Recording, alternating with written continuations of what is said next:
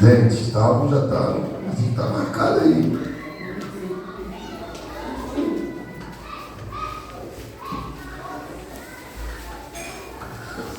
Amém? Salmo 84, vamos ler esses 12 versos com a graça de Deus. Diz assim: como é agradável o lugar da tua habitação, Senhor, Senhor dos exércitos. A minha alma anela e até desfalece pelo lado do Senhor. O meu coração e o meu corpo cantam de alegria ao Deus vivo. Até o pardal achou um lar, dando um ninho para si, para abrigar os seus filhotes, um lugar perto do teu altar, ó Senhor dos exércitos, meu Rei e meu Deus. Como são felizes os que habitam em tua casa, louvam-te sem cessar. Como são felizes os que em ti encontram sua força, e os que são peregrinos de coração, e ao passar pelo vale de Baca, fazem dele um lugar de fonte, e as chuvas de outono também enchem a cisterna. Enche a cisterna. 7. Prossegue o caminho de força em força, até que cada um se apresente a Deus em Sião. Ouve a minha oração, ó Senhor Deus dos exércitos. Escuta-me, ó Deus de Jacó. Olha, ó Deus, que és nosso escudo. Trata com bondade o teu ungido. Melhor é um dia no teus atos do que mil em outro lugar. Prefiro ficar à porta da casa do meu Deus, habitar nas tendas dos ímpios. Senhor Deus, é só um escudo. O Senhor concede o favor e honra. Não recusa nenhum bem aos que vivem com integridade ou corretamente. 12. O Senhor dos exércitos, como é feliz aquele em quem te confia. Amém? Nós estamos meditando nesse salmo com a finalidade de restaurar em nós a alegria de estar na casa de Deus. A gente sabe que muitas das vezes algumas coisas acontecem na caminhada e em determinado momento a gente às vezes se vê envolvido com tantas outras coisas que a gente às vezes acaba perdendo um pouco da motivação e da alegria de estar na casa de Deus. Mas a gente está aprendendo também que algumas coisas Deus reservou somente para acontecer na sua casa. Deus preparou a sua casa porque aqui é o lugar que Ele ordena a bênção da vida para sempre. E a gente não podemos negligenciarmos isso. E a gente quer trazer de volta essa vitalidade, esse anseio de domingo, aquele domingo, não aquele domingo de religiosidade, mas aquele domingo de estarmos juntos, adorando bem, como estamos fazendo agora, exaltando Ele, clamando Ele. Deus estabeleceu esse dia lá nos primórdios, lá atrás, a gente já falamos isso.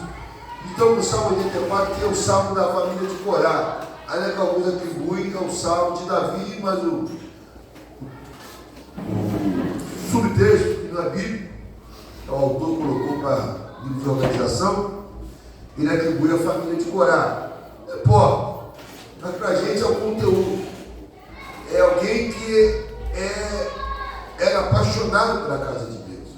Alguém que gostava de desfrutar, de estar ali, de vivenciar cada momento que ele tinha a oportunidade de estar ali na casa do Senhor. E a gente já falamos algumas coisas. Verso 1, nós falamos de que agradar ao Senhor nos fortalece. E estar na casa dele agrada a ele. No verso 2 nós falamos que na casa de Deus nossa adoração não tem limite. Verso 3, na casa do Pai onde nós encontramos os teus altares. Verso 4, na casa do Pai há uma felicidade para quem permanece. No 5 começamos a falar dessa manhã, que diz como são felizes que em ti encontram tua força e os que são peregrinos de coração. Esse verso aqui é uma introdução para o verso 6, que diz que, em outras palavras, como são felizes aqueles cujo coração, força, está no caminho do Senhor e não nesta terra. Por isso que ele fala peregrino, porque esse texto aqui ele fala de alguém que peregrinava, alguém que vinha lá do norte de Jerusalém, tinha que passar por um lugar árido chamado Vale de Baca, que é conhecido como Vale de Choro. Falamos isso da manhã. É um vale que era a diversidade, o povo tinha que atravessar para então chegar a Sião.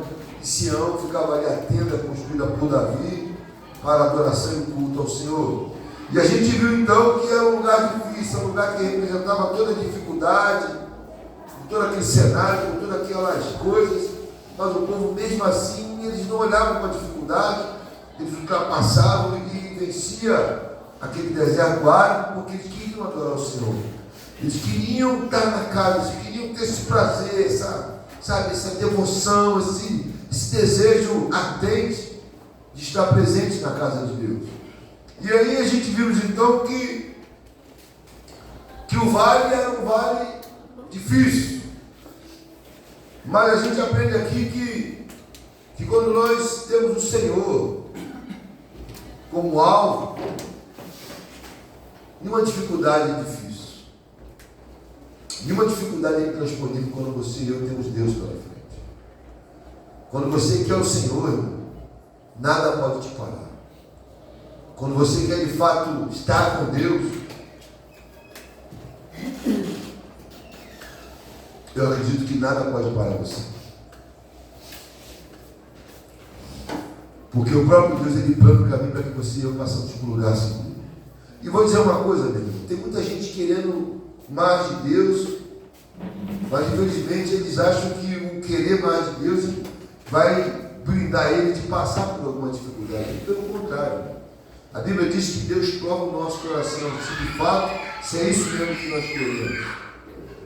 E muitas das vezes, esse vale de Baca, ainda que não é para a gente aquela estrada lá de Jerusalém, aquele local, mas ele se manifesta também na dificuldade que a gente enfrenta. Ninguém serve a Deus de larga escala, solto. A Bíblia diz que o caminho é estreito, a porta é apertada.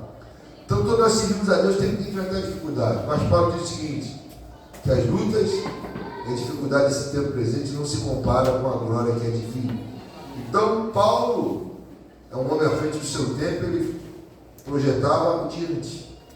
E é isso que você precisa. De manhã falamos sobre isso.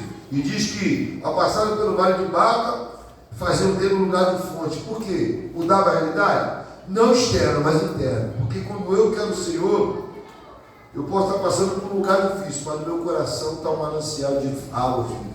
Dentro de mim está um desejo, está algo que me impulsiona a vencer, que me leva mais além. Isso faz com que a dificuldade não saia, mas elas ficam mais frágeis diante da sua travessia. Então, a continuidade ainda no verso 6. Então, a primeira estratégia que a gente viu do salmista é ele olhar para o Senhor além do vale. Olhar para o Senhor, fala, olhar para o Senhor além da dificuldade.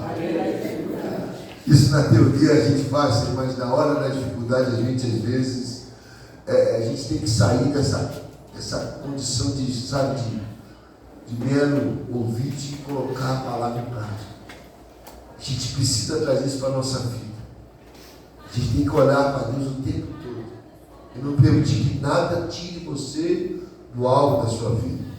E a segunda estratégia que a gente aprende aqui, diante da dificuldade, está lá na segunda parte do verso, diz assim, a chuva de outono também o encherá no cisterna. Fala para o teu irmão, a chuva de outono também o enche de cisterna. Amém. Uma das características de um lugar árido é justamente a falta de chuva. Porém, o texto vai dizer que eles declaram que a chuva de outono também enche de cisternas. O que a gente aprende aqui, pastor? Qual é o segredo aqui? Eu aprendo aqui, irmão, que no vale das lágrimas, do choro, da dor, da tristeza, da angústia, é tempo de liberar a palavra de Deus. Justamente esse é o contexto. Eu não sei quantas vezes eles tinham que passar por aquele lugar. Eu não sei quantas vezes eles tinham que atravessar aquele deserto. Se era uma vez por ano, se era em 3 em 3 meses. A Bíblia não menciona o tempo da peregrinação. Mas uma coisa fica muito clara para mim e para você, que eles passavam por aquele lugar árido, mas profetizando deles, declarando chuva sobre aquele lugar.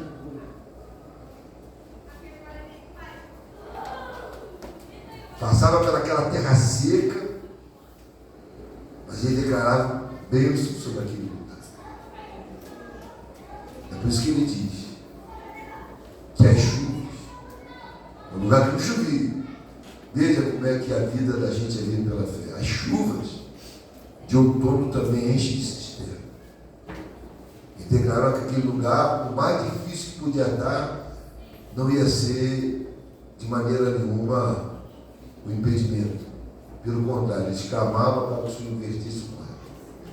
E a gente aprende aqui algumas coisas, irmãos. Projeta para mim, Elane, Marcos 4, 14, dois textos que eu quero que a gente veja. O semeador semeia a beleza. Agora eu quero ver outro texto com a Elane também, salmo muito conhecido, Salmo 126, Elane, 5 e 6. Bota para a gente aí. Aqueles que semeiam com lágrimas colherão com cântico de alegria. E aquele que está chorando enquanto lança a semente voltará com um canto de alegria, trazendo seus feixes. Querido, veja, primeiro eu quero que você entenda que palavras são o quê? Palavras são? Aleluia, glória a Deus, isso aí, a Bíblia diz. O que você falamos, no tempo de Deus, vai ligar. Agora repare que no Salmo 126, o salmista associa sempre semear com lágrimas. Ele diz que aquele que semeia com lágrimas, aquele que está chorando enquanto lança semente, veja, querido, que ele sempre associa o semear com lágrimas.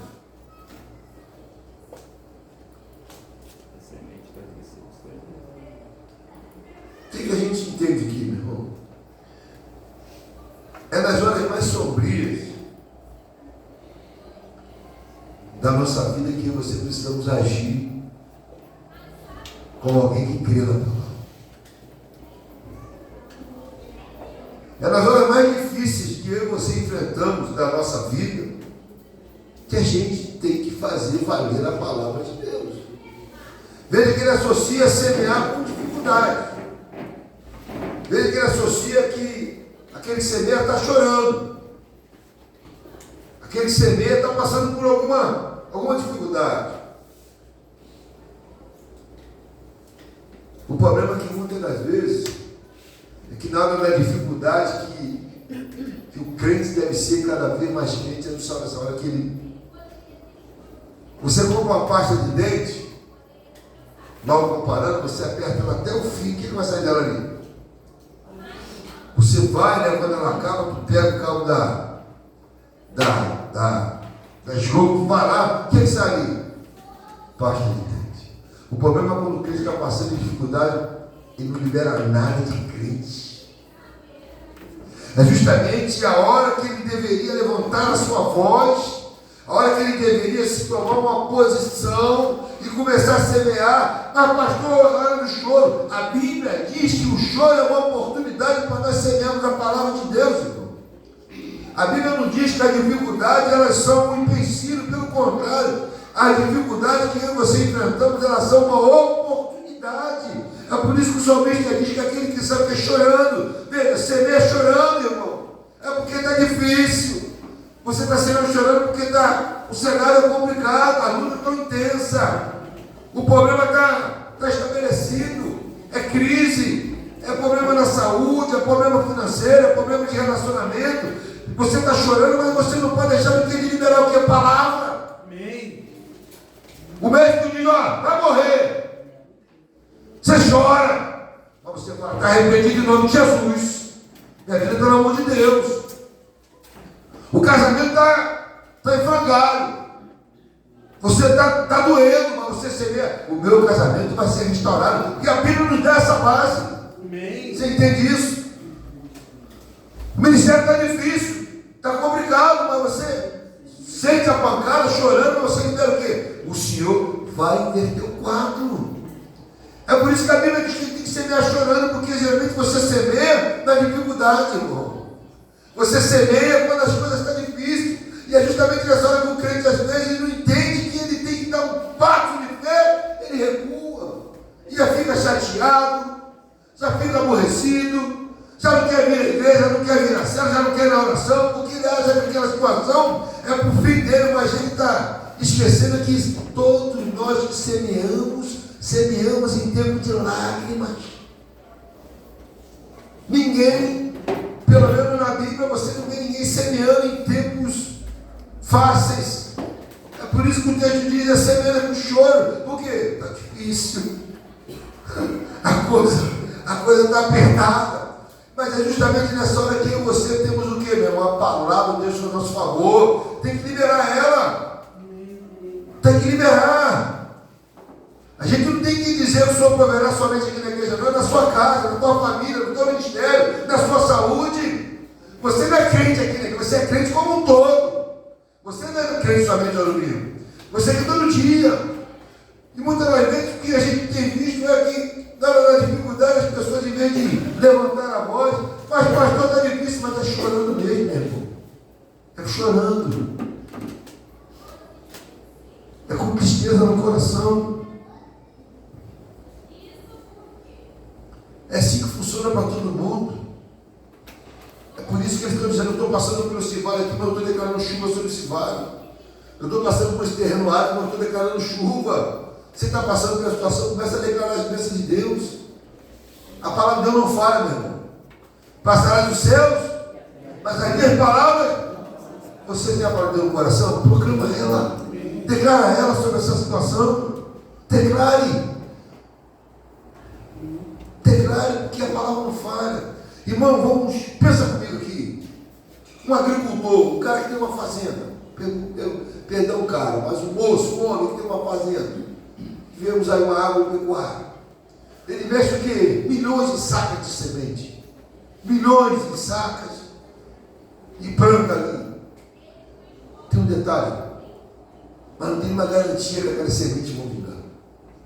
Por quê? Depende de fatores externos, depende de condição de tempo. Quantos perderam coisa na chuva aí, na calamidade? Depende de pragas, depende da qualidade das sementes, depende da qualidade do solo. Mas eles mesmo assim, independentemente das circunstâncias que podem abarcar aqui, eles lançam as suas sementes. Eles investem nelas. Seria uma garantia que vai brotar. Seria uma garantia que vão colher. Agora eu e você temos a semente da palavra de Deus. É uma semente que não falha. É uma semente que não depende de tempo. Ela não depende de circunstâncias. Ela não depende de se o tempo está bom ou está ruim. Ela não depende se vai chover ou vai sol. Ela vai vingar porque é uma palavra que não falha, é uma semente que não falha. E a gente às vezes tem essa semente e não lança. Na hora de lançar você está chorando, mas recua, o diabo ganha campo. Te acoa, te enfraquece, te desanima. Quando na verdade Deus está falando, te deu a oportunidade de você viver mais um passo de fé e você não aproveitou. Tempo de vale é tempo de profetizar. Tempo de vale é tempo de liberar a palavra. A palavra não falha. Ainda não aconteceu. Continue profetizando. Continua.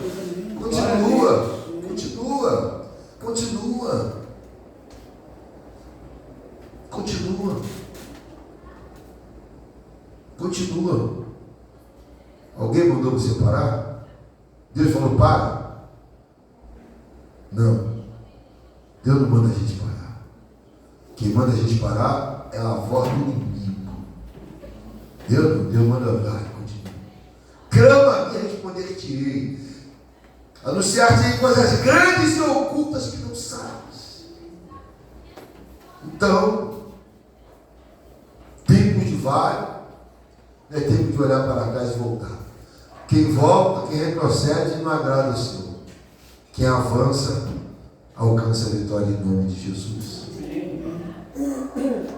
E a terceira estratégia, pastor, quando estamos passando pelo vale, verso 7 do Salmo, diz assim: prossegue o caminho de força em força, até que cada um se apresente a Deus em Sião.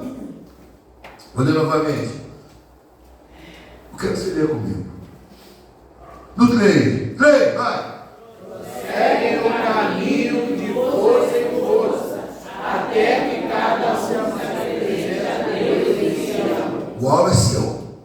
Amém? Aleluia.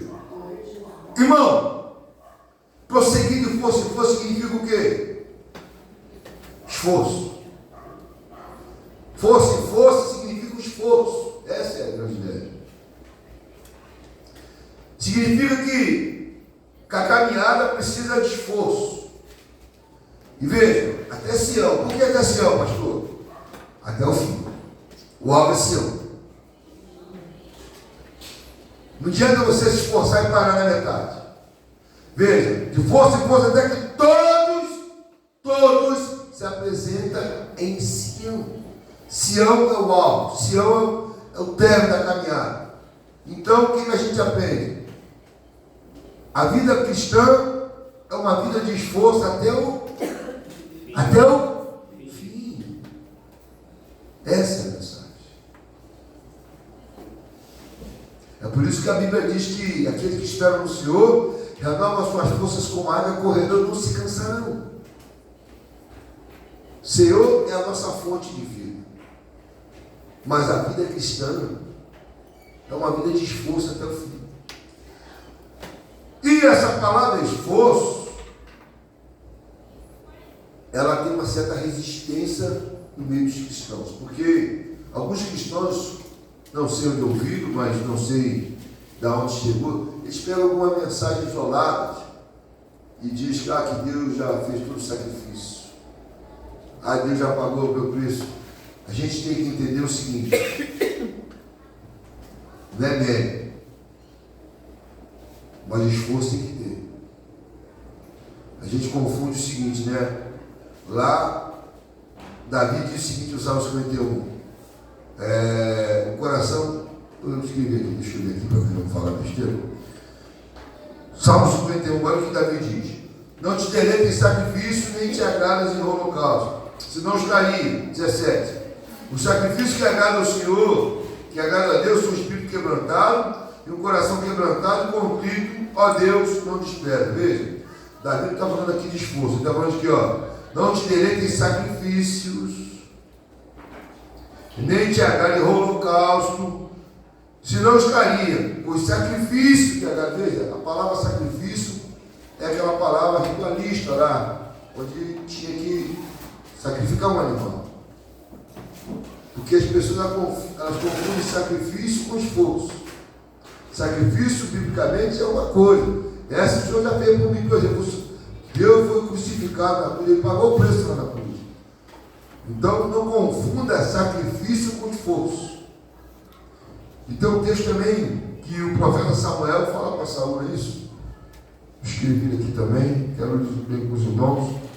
Está lá em 1 Samuel 15, 22, Samuel, porém, respondeu: acaso o Senhor tem tanto prazer em holocausto e em sacrifício quanto os que obedeçam a tua palavra? A obediência é melhor do que sacrifício, e submissão é melhor do que a gordura de carneiro. Então veja, são dois textos que as pessoas pegam para o quê? Para justificar, muitas das vezes, me perdoa a palavra, mas um corpo mole. Sacrifício é uma coisa, esforço é outra. E aí eu quero massificar alguns textos com os irmãos agora, se Deus permitir, mostrando que a vida cristã só progride nela quem se esforça. Você só avança espiritualmente, emocionalmente, cognitivamente, espiritualmente, quando você se esforça. Porque as pessoas pensam que as coisas espirituais, elas são, como se diz, algo fácil. Não é. Não é.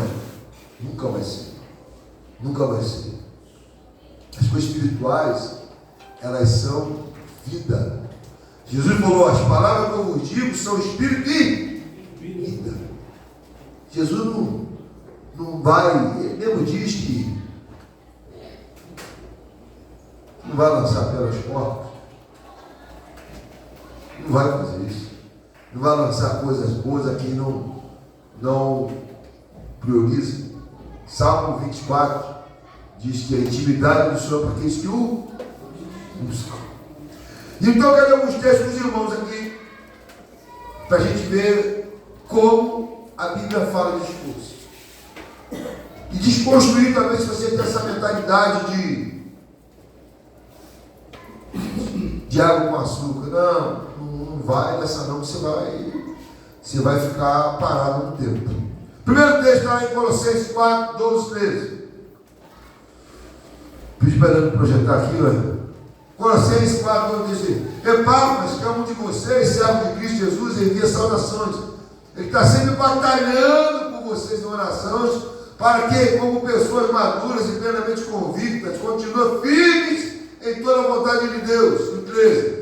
A respeito dele, dou testemunho que se esforça por vocês e pelos que estão na Odisseia lá. Paulo vai dizer que Epáfras era um homem que orava por 15 igrejas.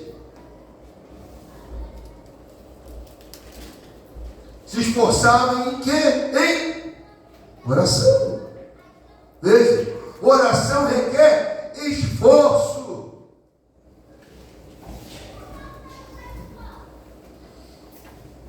E ele orava por 3 igrejas.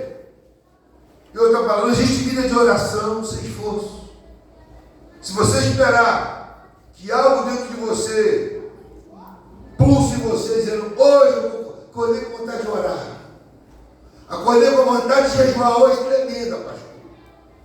Você agora com vontade de comer pão. Você agora com vontade de tomar café. Você olha para o tempo assim, vontade de estar na praia. Você não sente isso. Isso não existe. Você tem que entender que você precisa disso. As coisas espirituais, elas têm que ter esforço, porque eu preciso, há uma necessidade de romper com algumas coisas para me alcançar aquilo que é mais importante para a minha vida. Aí você vai dizer, pô, pastor, ele se esforçava, porque ele orava por 3 igrejas. Se fosse por uma igreja também se esforçava.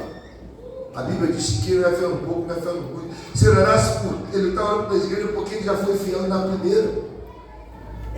Então não se engane você. Se você quer ter uma vida de oração, vai ter que se esforçar. Vai ter que entender qual é esse teu preço e mergulhar nisso. E ele se esforçava muito. Então imagina quantos camaradas abrir a mão. Olha, porque, veja, não tem como você estar em 2 lugares ao mesmo tempo. Ninguém pode ocupar um espaço físico. Um corpo não pode ocupar dois espaços físicos, né? Desafios. Então, veja, para ele orar por 3 igrejas, ele abriu a mão de muita coisa. Por isso que Paulo diz, batalhou, se esforçou muito. E vou ver outra ainda. Projeta para mim 1 Tessalonicenses 5, 12, 13 também. Vamos lá. Olha o que diz. Irmãos, pedimos que vocês tenham consideração por aqueles que se esforçam no trabalho entre vocês, que eu lidero no Senhor, que eu admoesto. 13. Tenham-nos na mais alta estima com amor por causa do trabalho deles. Vivam em paz uns com os outros. Volta lá no 12, olha o que diz. Irmãos, pedimos que vocês tenham consideração para com os que se esforçam no trabalho de vocês. E vai dizer que os lideram no Senhor, que os admoestam, e o 13 vai dizer que autoestima não, na minha versão de estilos aconselho. Então veja aqui. Paulo falou que a vida de um líder é uma vida de esforço. Que lidera, que ensina, que amoesta e os aconselha. Tem que ter esforço. Querido, trabalhar no nome de Deus é um privilégio, irmão. Ser o instrumento do amor de Deus é um privilégio. Você está sendo usado pelo Senhor. Ele é ministro do Senhor. Você chega num lugar, está todo mundo com as suas credenciais, você está lá como? Eu sou servo do Senhor. Você, Bruno, eu sou presidente. Eu sou servo do Senhor. Querido, eu não sei contar você, mas eu sinto orgulho de falar que eu sou filho de Deus, sou servo do Senhor. Amém. E eu falo isso com uma alegria. Antes de qualquer coisa, eu sou o quê? Eu sou servo de Deus. Essa é a minha credencial. Porque é um privilégio muito grande. Nós trabalhamos com o Senhor. E esse princípio aqui, ainda que está falando da igreja, mas é um princípio bíblico para todos aqueles que são pais e mães. Vocês que lideram filhos, vocês que aconselham filhos, mãe, papai, é uma vida de esforço. Porque se você não se esforçar, o mundo engole teus filhos. Se você não se esforçar, se você não batalhar, seus filhos escorregam nos dedos. E quando você batalha, você está dizendo, você sabe quem está chamando para ser responde, vai ser o que vai ser.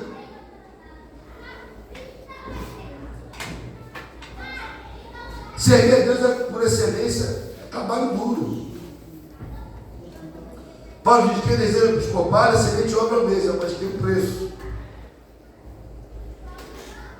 É trabalho duro. Trabalho duro. É vida de renúncia. Tem que abrir mão de algumas coisas. Você tem que colocar o reino em primeiro lugar. Você tem que deixar para trás algumas coisas que já não fazem mais parte da caminhada. Outro texto. 1 Crônicas 22:14. Vamos ler. Olha o que diz Davi. Com muito esforço, providenciei para o templo do Senhor 100.000 talentos de ouro, 1 milhão de talentos de prata, grande quantidade de bronze e ferro, mais do que se pode calcular, além de madeiras e pedra. Além disso, você poderá aumentar a quantidade desse material. Mas quero dizer lá, com muito esforço, providenciei para o templo do Senhor 100.000 talentos. Davi está dizendo o seguinte: ele deu uma boa quantia para o templo que Salomão veio construir. Mas não foi nada fácil, não. Isso é um aprendizado para mim e para você. Ele deu aquela quantidade para ele, porque ele era rei, ele tinha suas fontes, ele tinha seus despojos de guerra, enfim. Mas ele falou que não foi fácil, não foi esforço. E ele foi generoso. Então, qual o princípio aqui? Se eu e você queremos ser alguém que oferta generosamente, precisamos nos esforçarmos.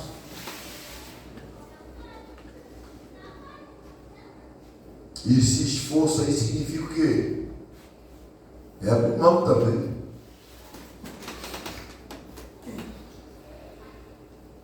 O problema é tudo que a gente acha que vem aquela máxima, né? Não, Deus não quer sacrifício, não, a gente dá quando sobra, não é fiel no dízimo. Tem crente que ainda não é fiel no dízimo, porque eles pensam que dízimo também é algo que você... Irmão, grava isso, pega essa chave.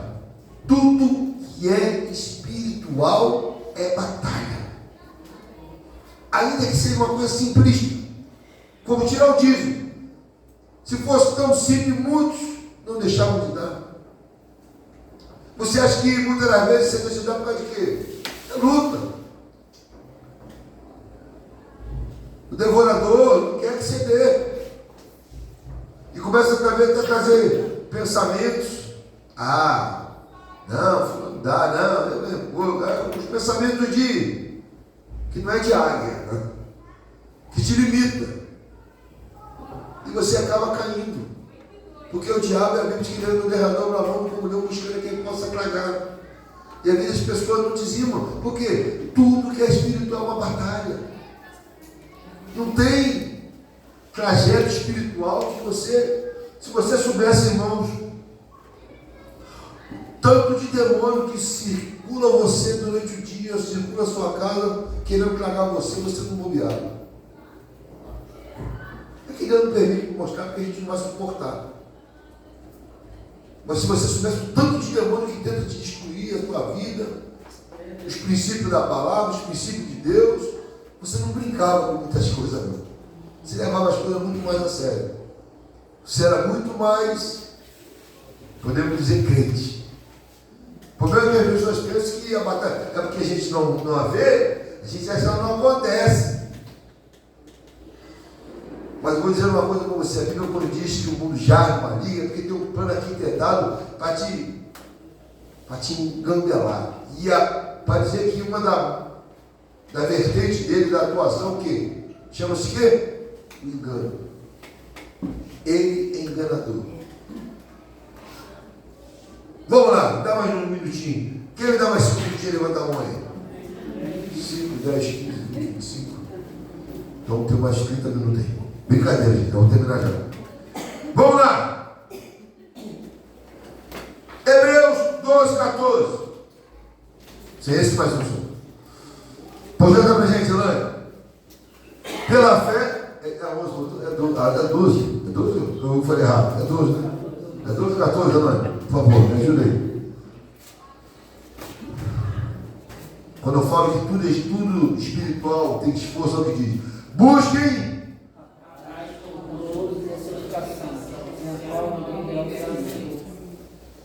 A minha versão é o seguinte: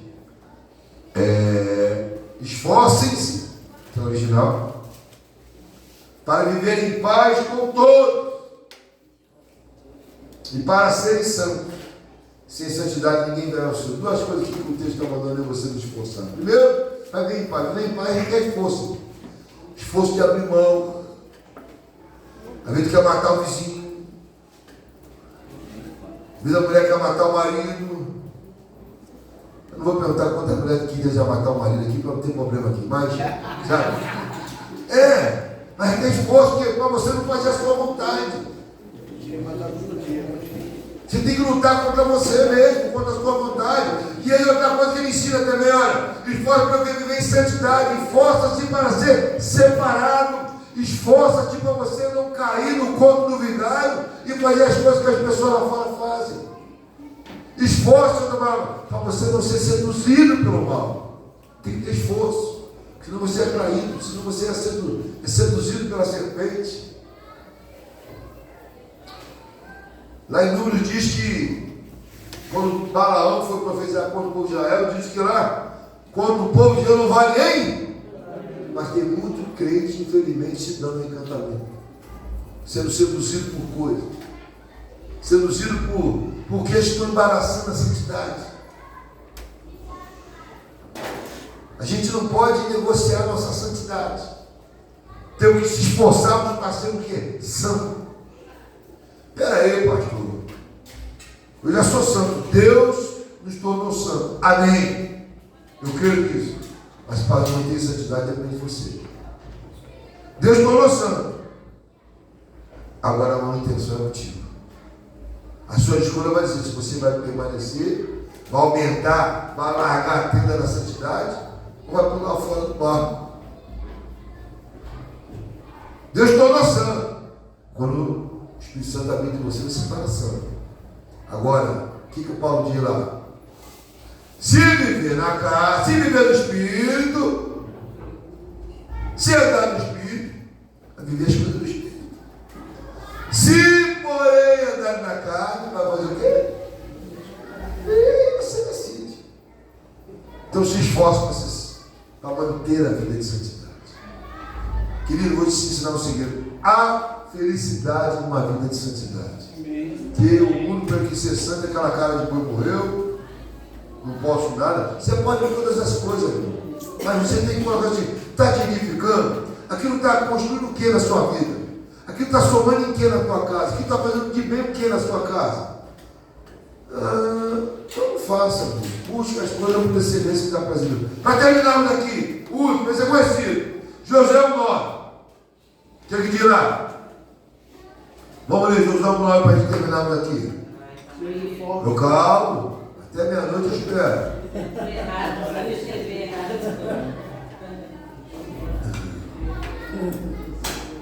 Vamos lá, esta é a minha ordem. Seja o quê? Seja o quê? Corajoso. Senhor, seu Deus, estará com você por onde você andar. Seja forte, a palavra vai ter, se esforce. Alguma inversão parece que isso aí. Se esforce, Josué.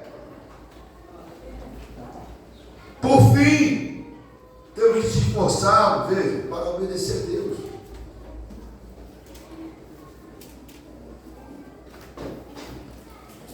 Esteja muito claro para a gente, se esforçar para obedecer, porque ninguém obedece a Deus prontamente. Então, para terminarmos a nossa fala aqui, eu quero aproveitar esse tempo e desconstruir isso na sua vida, de achar que a vida cristã é uma vida de que você avança e vai conquistando as coisas de qualquer maneira, que não vai. Tem que ter um esforço, tem que ter uma dedicação.